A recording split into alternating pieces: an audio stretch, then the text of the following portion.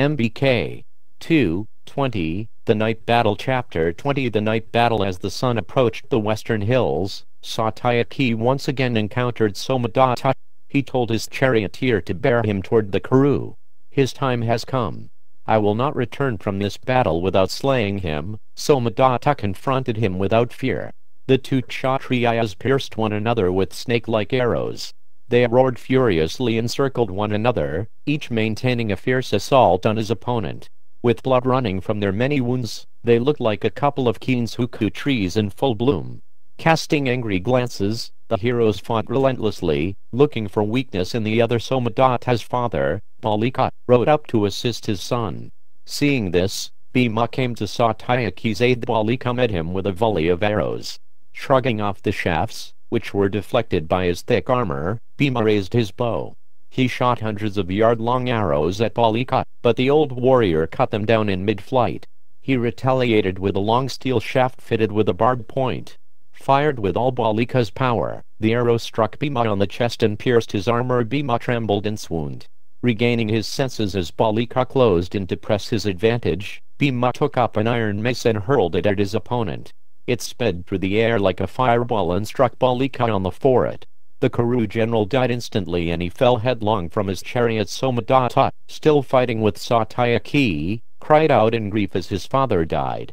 He trained his arrows on Bhima, but Satyaki showered him with shafts and drew him away from the Pandavas. Somadatta fought in a frenzy.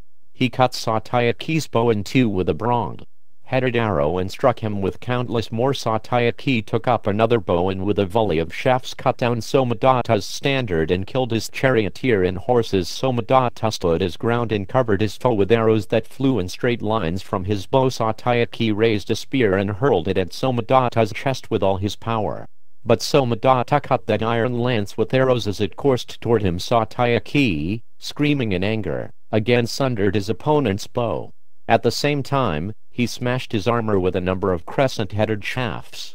Seeing his opponent momentarily stunned, Satyaki took up a long arrow resembling a golden spear. He fixed it to his bow and charged it with mantras. The shaft hit Somadatta in the chest and split his heart in two. He fell from his chariot like a salt tree severed at its root. The Kauravas wailed in anguish. Seizing their advantage, the Pandava forces pressed them back with a brutal assault. Headed by Bhima, Yudhishthira and the twins, they flew against their dispirited foes with furious yells. Duryodhana went over to Kṛṣṇa. The time has now come, O you who are devoted to your friends, when your friends seek your assistance. O Kṛṣṇa, save my soldiers.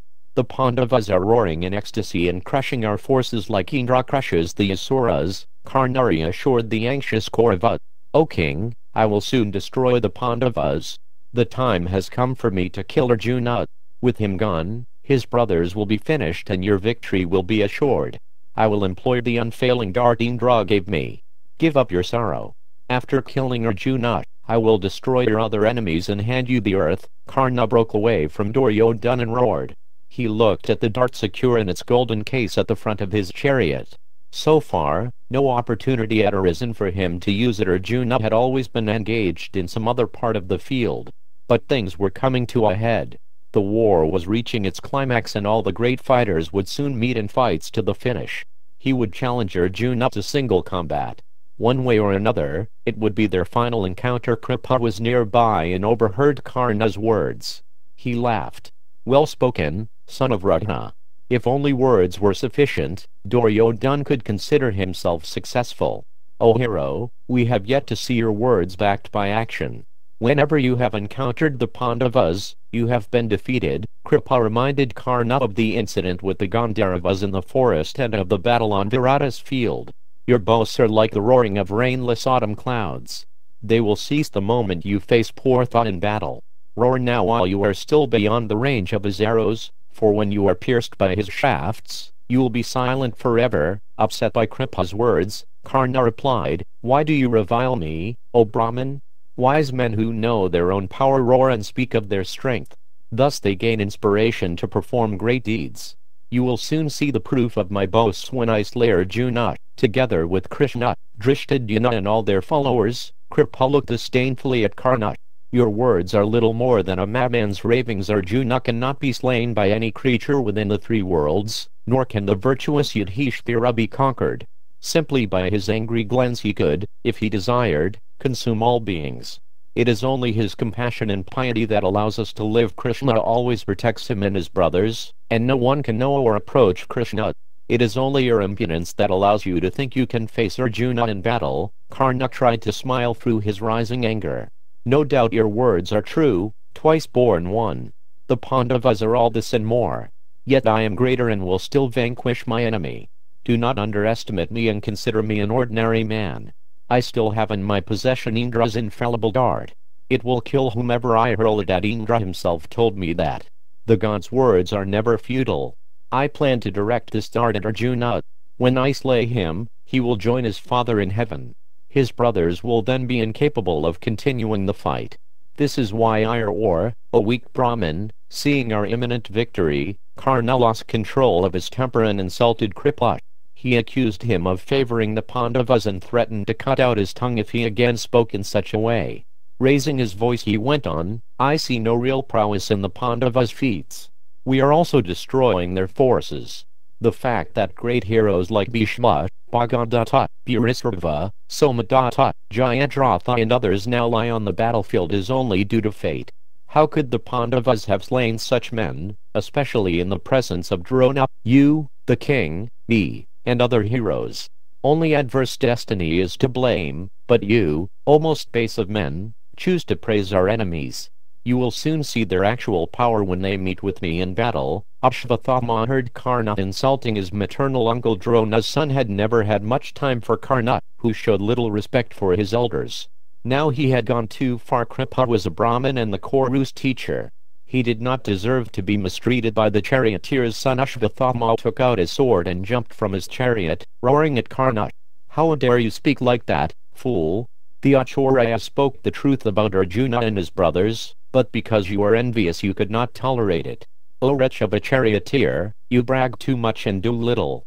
We have already seen your power when matched against Arjuna.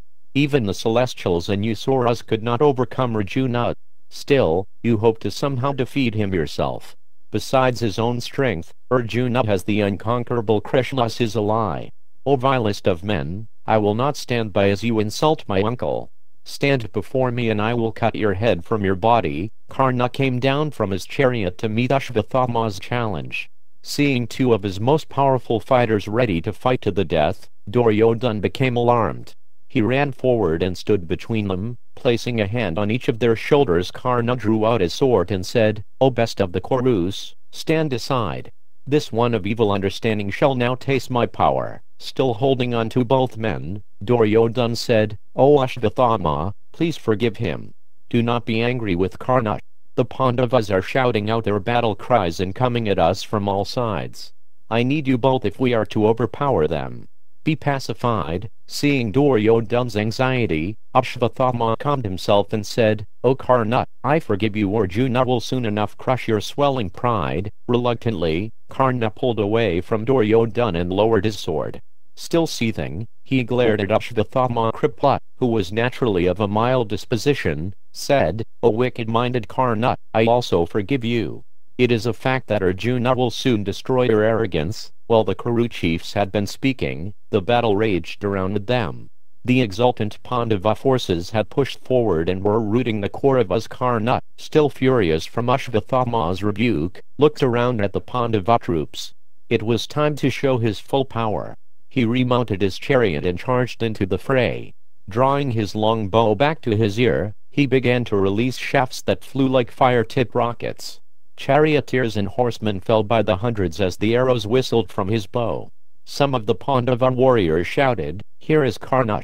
O Kṛṣṇa, most sinful of men, give us battle. Others said, This crooked-minded man is the root of all these evils.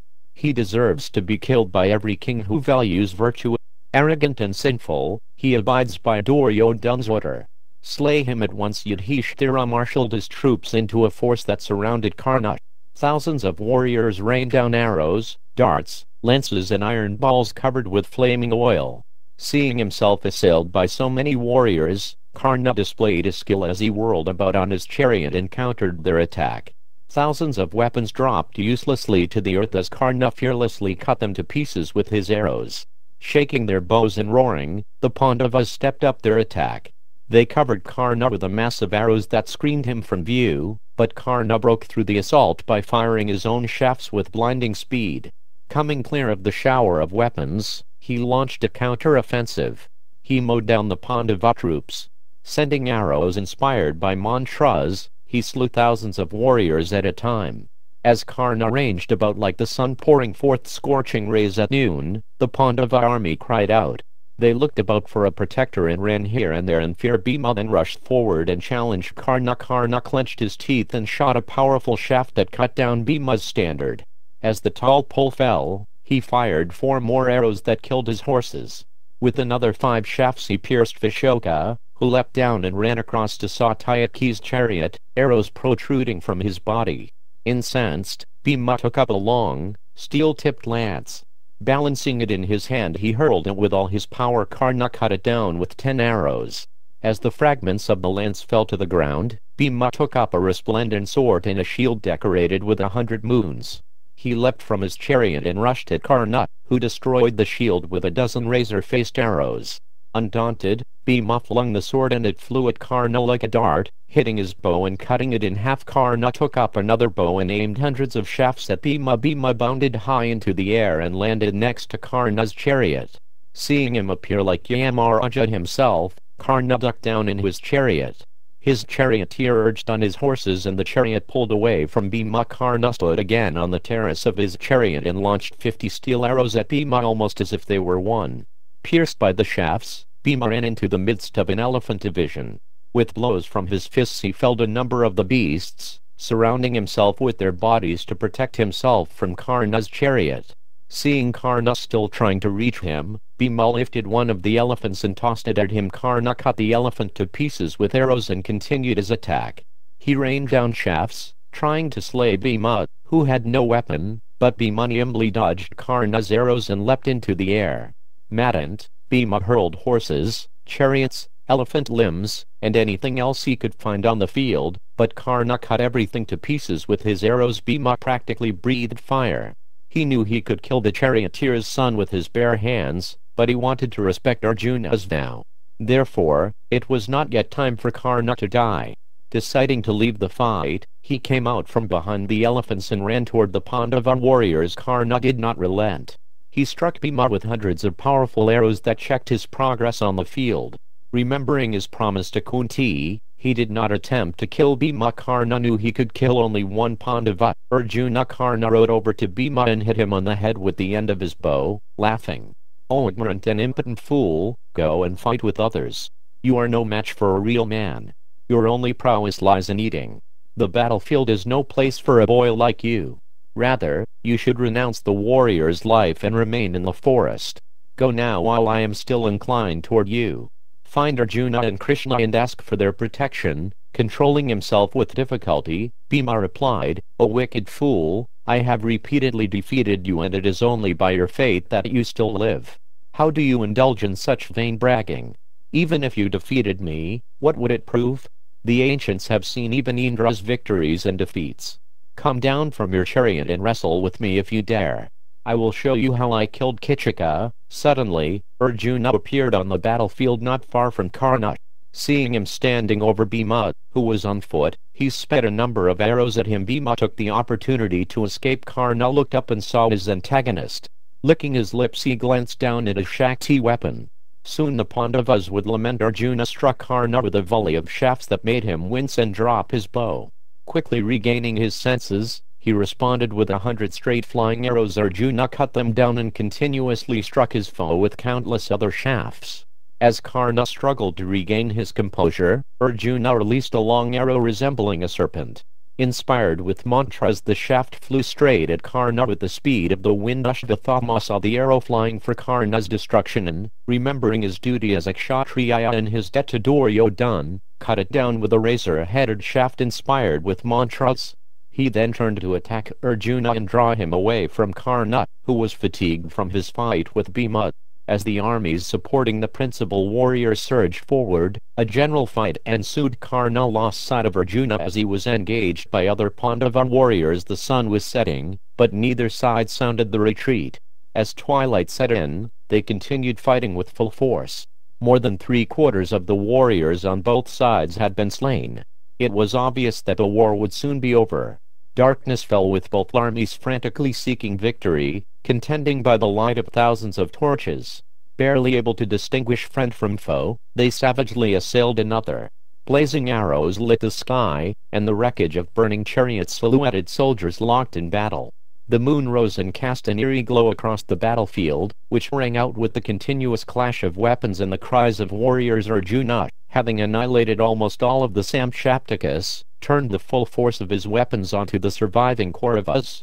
Displaying his long-practiced skill of striking invisible targets, he destroyed his enemies like a fire destroys dry grass. The Kauravas screamed in terror as his arrows came out of the darkness and cut them to pieces.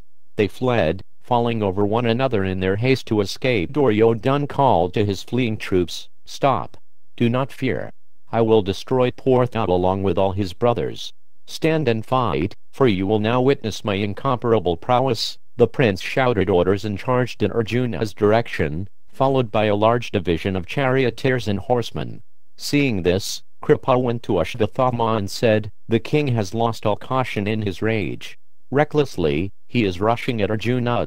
If he is not checked, Arjuna will burn him to ashes. Go and stop him." Ashvatthama went after Duryodhana and called out, "O son of Gandhari, as long as I am living, you need not fight. I will check Partha. Why did you not order me, who am always devoted to your welfare?" Clutching his bow and a handful of arrows, Duryodhana shouted back, "It seems that your esteemed father is protecting the Pandavas like his own children. You too have not yet displayed your full power in battle. Otherwise, how could my enemies still survive? Fie on my avaricious self, for whose sake so many kings have died. O son of Kripi, be gratified. Slay my foes with your celestial weapons, which are equal to those of Shiva himself. Who is there who can stay within range of your missiles? O son of a Brahmin, you are surely capable of routing the Pandavas and all their forces. Go speedily into battle and do us good. We now depend on you." Duryodhana had stopped some distance from Arjuna. He could see Hanuman on his banner glowing in the darkness. Arjuna's chariot roved about the field, leaving a trail of destruction as flaming arrows shot out in all directions. Ashvatthama replied, "O Kaurava, it is true that the Pandavas are dear to my father, just as they are dear to me. We are also dear to them. But in battle, it is different. All friendships are forgotten. Kṛṣṇa, shall I Krita Varma, Kripa, my father and I are doing all we can to defeat them." Ashvatthama was tired of hearing Duryodhana's continuous accusations, especially against his father. Seeing the Kaurava prince as his equal in age and accomplishments, and his inferior in caste, he reproached him. "Surely, O king, you are mean-minded and possessed of crooked intelligence. Because you are conceited, sinful and avaricious, you trust nobody. Nevertheless, I will not abandon my duty. Today I will use all my power for your sake. You will see the Panchalas, Somakus and Chadish totally destroyed. I will send whoever confronts me to Yamaraja's mansion for their final reckoning." Ashvatthama's chariot pulled away from Duryodhana and charged straight into the thick of the battle. Plunging into the Panchala forces, he called out, "O mighty chariot warriors, strike me in a body and show your prowess. Stay in battle and be calm, because I will now display my power." Great showers of arrows were immediately directed at Ashvatthama, who quickly countered the attack. Before the Pandavas' eyes he began annihilating the troops that surrounded him. Drishtadyumna approached him and shouted, "O preceptor's son, why are you slaying ordinary soldiers? Here I am. If you are really a hero, then fight with me. I will soon dispatch you to death's abode." Drishtadyumna struck Ashvatthama with thick flights of dreadful-looking arrows. They pierced his body like maddened bees entering a flowering tree in search of honey. Ashvatthama became as furious as a kicked serpent. With blood running from his wounds, he dauntlessly resisted Drishtadyumna's attack with his own shafts. Rebuking him in harsh words, he covered him with a volley of steel arrows. Drishtadyumna laughed. "O Brahmin of wicked understanding, do you not know my origin and destiny? I will slay your father, and then I will kill you. You can leave today in safety. I will not kill you while your father still lives, for he deserves his death before you. When the sun rises tomorrow, I will cut him down with my arrows. A Brahmin who forgets his duty and takes up arms is a sinful wretch who deserves to be killed by any honest Kshatriya. Beside himself with rage, Ashvatthama fired innumerable arrows at Drishtadyumna. The Panchala prince stood unmoving on his chariot and warded off Ashvatthama's attack. As the fight between the two heroes continued, the celestials watched in awe from the sky. Both men displayed mystical weapons, which lit up the heavens. Unable to gain the advantage over Drishtadyumna, Ashvatthama suddenly slew his horses and charioteer. He then rushed past him and slaughtered the Panchala troops by the thousands. Before anyone could check him, he had sent 10,000 horsemen and infantry to the next world. Yudhishthira, Bhima and the twins came swiftly to protect the troops, and a general battle ensued by the light of the rising moon. Heroes engaged with heroes and troops battled troops. As they fought on into the night, they recognized each other only by their shouts as they called out their names. With the onset of night, Ghatotkacha felt his strength doubled. Having recovered from Ashvatthama's attack, he came back to the fight. Seeing him on the battlefield again, Krishna said to Arjuna, "Behold Bhima's mighty son. In my opinion, he is the only warrior, other than yourself, capable of defeating Kṛṣṇa. We should at once send him against the charioteer's son. Just see how Kṛṣṇa is destroying our troops. He is like the rising sun even at this grim hour. His arrows are mangling our troops. Look, they are fleeing in every direction." Krishna pointed to Kṛṣṇa's standard, lit up by torches and visible in the distance. Bent on annihilating the remaining Pandava forces, he ranged about the field with his bow constantly drawn, sending out fire-tipped arrows in unending lines. Krishna continued, "I do not think the time has come when you should confront Kṛṣṇa. He still has the Indra Shakti weapon, which he is preserving for you, O Partha. Therefore, summon Ghatotkacha and order him to check the arrogant Sruda's son. The Rakshasa chief is conversant with every kind of Asuric weapon and will surely be a great threat to Kṛṣṇa." Arjuna looked across at Kṛṣṇa. He longed for the moment when he would be able to curb his pride once and for all. The Pandava knew about his Shakti weapon, but it did not bother him. He had faced every kind of celestial missile before in battle. Krishna's infallible advice, however, should be followed. Perhaps the Shakti was more powerful than he thought. Arjuna summoned Ghatotkacha and the Rakshasa soon appeared before him, encased in armor and ready with bow and sword. Offering obeisances before both Krishna and Arjuna, he said, "Here I am, O rulers of men. Please order me." Krishna replied, "Take my blessings, O Ghatotkacha, and hear what must be done. The hour for you to display your prowess has arrived. I do not see another who can accomplish what you can do. Over there stands the powerful Kṛṣṇa, hurling his weapons and scorching our army. None can stand before him but you. Therefore, become the raft which will carry us across the frightful core of our ocean, where Kṛṣṇa is its shark. Rescue your fathers and uncles, for this is the reason why a man begets sons. You are indeed a worthy son of Bhima, O Rakshasa, as you always desire his welfare. Use your illusions and power to check the fierce bowman Kṛṣṇa. Pandu's sons, headed by Drishtadyumna, will engage with Drona and his forces." Arjuna told Ghatotkacha that he would send Satyaki to protect him from other attacks as he fought with Kṛṣṇa. He should simply concentrate all his power on the Sruda's son and his followers. Ghatotkacha was overjoyed at the opportunity to serve his uncle and Krishna. "I am up to this task, O Bharata. I am surely a match for Kṛṣṇa and any other powerful hero who cares to face me. As long as the world exists, men will speak of the battle I will fight tonight. Fighting in the Rakshasa mode, I will spare no one, even those who solicit mercy with folded palms." Bowing again before Arjuna and Krishna, Ghatotkacha then left and rushed toward Kṛṣṇa. He launched flaming arrows at him from a distance of 2 miles and bellowed out his challenge. Seeing the huge Rakshasa bearing down upon him, Kṛṣṇa stopped slaughtering the Pandava troops and turned to face him. As a violent encounter took place, Alambisha approached Duryodhana and said, "Permit me to engage with the Pandavas, O king. I desire to slay them and offer their blood as an oblation to my deceased relatives. By some Rakshasa healing charm they managed to kill my brother Baka and my father Jatasura, but they will not escape me. for this night hour has doubled my power." Duryodhana smiled at the Rakshasa. "Go and challenge Ghatotkacha. He is of your race and is waging a terrible battle with Kṛṣṇa. Ever devoted to the interests of the Pandavas, he is creating carnage among my troops." Alambisha looked across at Ghatotkacha and licked his lips. "I go at once." He mounted his iron chariot with its spikes protruding from the sides and, uttering a deafening roar, charged Ghatotkacha, screaming hideously, maintained an unending assault on Kṛṣṇa and, at the same time, destroyed thousands of the warriors who supported him. As Alambisha came at him, he laughed and released a powerful volley of long iron shafts with flaming points. The scorching arrows struck Alambisha and checked his progress.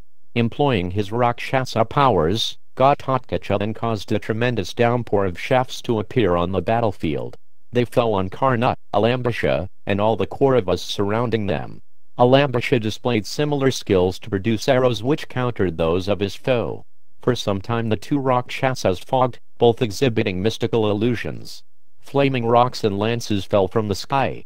Ferocious beasts and ghastly-looking wraiths and spirits rose from the ground. Their screams terrified the Kaurava soldiers who ran in fear.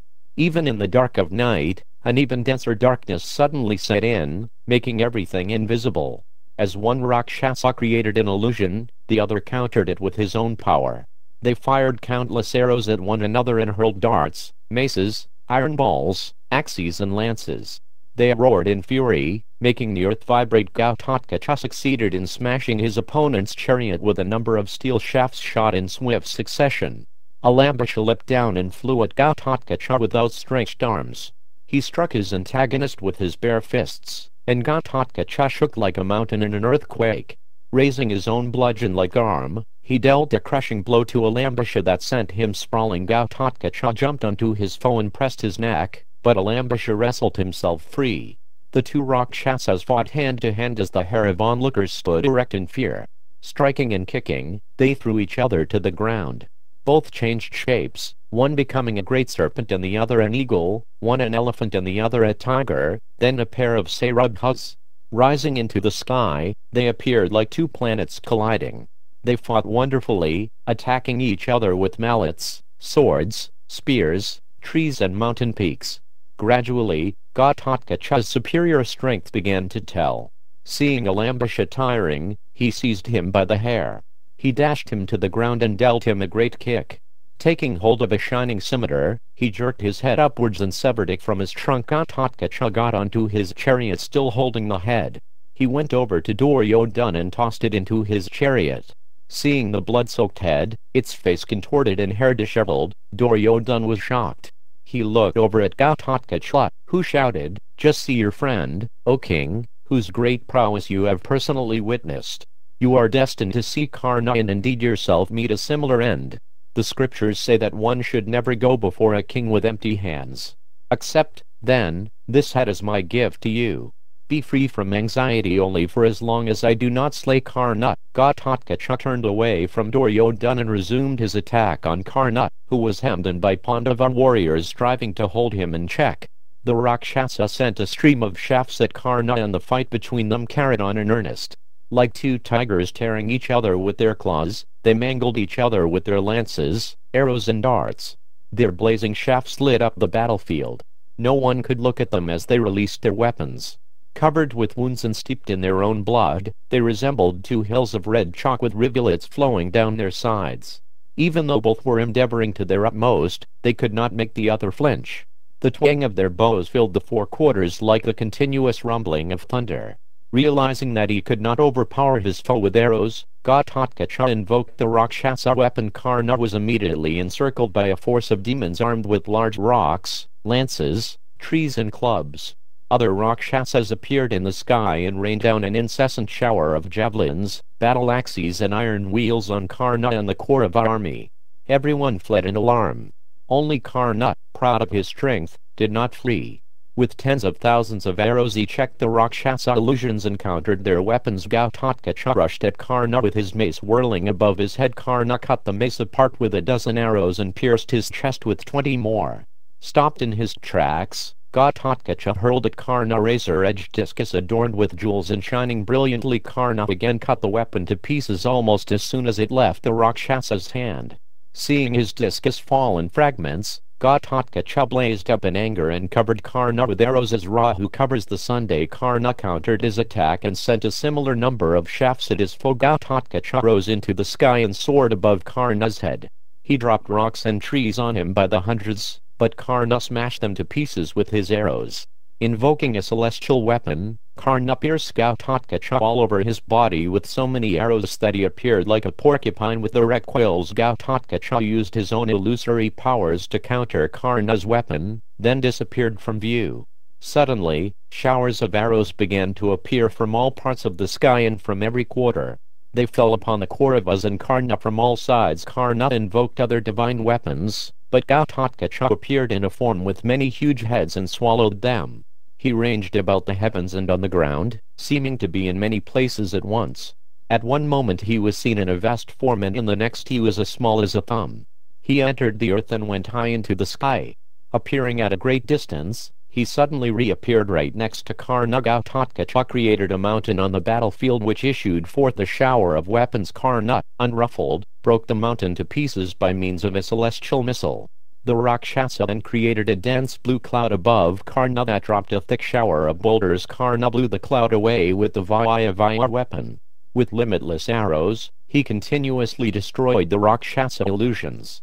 Thousands of demons then attacked Kṛṣṇa with every kind of deadly weapon. Kṛṣṇa checked all his attackers with swift shafts shot with such speed that they could not be seen until they struck their target. The afflicted Rakshasa forces appeared like a host of wild elephants assailed by an angry lion. Kṛṣṇa destroyed them like the god of fire, burning down all creatures at the end of creation. Only Ghatotkacha could stand before the enraged Kṛṣṇa as he released his weapons. Bhima's son then created a chariot created by his own powers of illusion. The chariot resembled a hill and was yoked to 100 goblin-headed asses as big as elephants. They drew Ghatotkacha close to Kṛṣṇa, and the Rakshasa hurled a celestial lance at him that blazed through the sky like a lightning bolt. Amazing all the onlookers, Kṛṣṇa caught the lance and threw it back at Ghatotkacha. The surprised Rakshasa leapt clear and the lance hit his chariot, smashing it into 1,000 flaming pieces and killing its horses and charioteer. As his chariot exploded, Ghatotkacha rose again into the sky. Kṛṣṇa directed numerous celestial weapons at him, but he avoided them all by his agility and illusory powers. He multiplied himself into 100 forms so that Kṛṣṇa could not distinguish which of them was actually his enemy. Then he made ferocious animals appear from all directions. Lions, tigers, hyenas, fire-tongued snakes and iron-beaked vultures issued forth and ran screaming or roaring at Kṛṣṇa and the other Kauravas. Packs of wolves and leopards with gruesome features rushed across the field, along with numerous ghosts, pisachas, jinn and men with beasts' heads. Kṛṣṇa remained steadfast on his chariot and struck all the creatures with straight flying shafts. Uttering incantations sacred to the sun god, he burned up his assailants by the tens of thousands. Struck by Kṛṣṇa's mantra-charged arrows, their bodies fell to the earth in charred and mutilated pieces. Ghatotkacha vanished from sight and boomed out at Kṛṣṇa from across the sky, "Your end is near, wretch. Wait and I will slay you." Kṛṣṇa, unable to see his opponent, covered the sky with arrows. Suddenly, a great red cloud appeared in the heavens, casting a red glow over the battlefield. It emitted flashes of lightning and tongues of fire. The cloud roared as if thousands of drums were being beaten simultaneously. From it fell countless gold-winged shafts, spears, heavy clubs, spiked bludgeons, razor-edged discuses and numerous other weapons. They dropped on the surviving Kauravas, who wailed in distress. From out of the cloud flew thousands of Rakshasas clutching spears and battle axes. They ranged about the sky like flying mountains. With blazing faces and sharp teeth, the monstrous demons struck terror into the Kauravas' hearts. Descending onto the battlefield, they slaughtered Duryodhana's forces without mercy. A confused din arose in the gloom of the night battle as thousands of brave warriors lost their lives. Unable to stand against their attackers, the Kauravas fled. As they ran they cried, "Run! All is lost. The gods with Indra at their head have come to destroy us." Kṛṣṇa alone, covered by arrows, remained fearless. He fought back against the Rakshasas, warding off their attack and sending his blazing steel shafts into the sky and in all directions. Closing on his intrepid foe, Ghatotkacha hurled 4 irresistible lances that slew Kṛṣṇa's horses. Kṛṣṇa saw him swiftly approaching, his scimitar held high. All around him he heard the Kauravas' wails and cries, "O Kṛṣṇa, use Indra's weapon to slay this colossus. Otherwise, he will kill us all with his mighty illusions." Kṛṣṇa reflected. There was no alternative. The Rakshasa was consuming all his celestial weapons. Nothing could stop him except the infallible Shakti. Seeing that Ghatotkacha would also slay him, he forgot about Arjuna and snatched the Shakti weapon from its gold case. Placing it on his bow, he aimed it at the Rakshasa while uttering the mantras. The battlefield around him became brilliantly illuminated, as if the sun had risen. Fearful winds blew and thunder resounded in the heavens. Kṛṣṇa released the weapon and it flew like a fireball at Ghatotkacha. The Rakshasa saw his end approaching and suddenly expanded his body to an immense size. Towering above the battlefield, he was struck full on the chest by the Shakti. It passed clean through his body and flew up into the sky, disappearing into the heavens to return to Indra. Slain instantly, Ghatotkacha fell toward the Kauravas. His huge frame crushed a complete division of warriors as he hit the ground. As he died, his frightful illusions vanished. Seeing his opponent killed, Kṛṣṇa roared with joy. Duryodhana and his brothers shouted with him, and the Kauravas beat drums and blew conches. They surrounded Kṛṣṇa and praised him with cheerful voices.